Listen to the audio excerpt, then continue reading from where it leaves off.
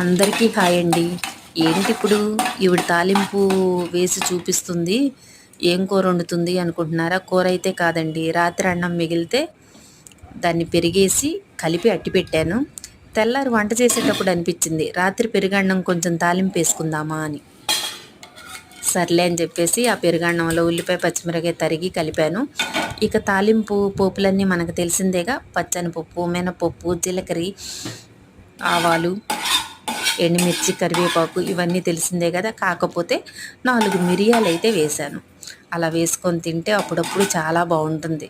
తాలింపు వేసుకొని పెరుగన్నం, ఉల్లిపాయలు కూడా ఎక్కువ కట్ చేసి కలిపితే చాలా టేస్ట్గా ఉంటుంది. వెనక పెద్దవాళ్ళు రాత్రి అన్నం మిగిలితే మజ్జిగలో కానీ పెరుగులో కానీ కలిపి కుండల్లో అట్టి పెట్టుకునేవాళ్ళు.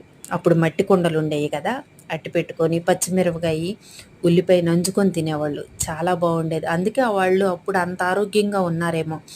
నాకైతే అప్పుడప్పుడు అన్నం మిగిలితే వేస్ట్ చేయాలనిపించదు.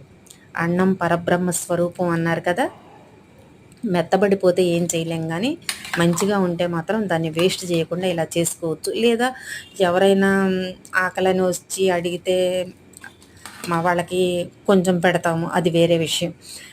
కాకపోతే అన్నం పడేయకుండా ఇలా చేసుకొని తింటే మాత్రం చాలా ఆరోగ్యంగా ఉంటాము. ఇది ఇద్దరికి వస్తుంది, చాలా బాగుంటుందండి.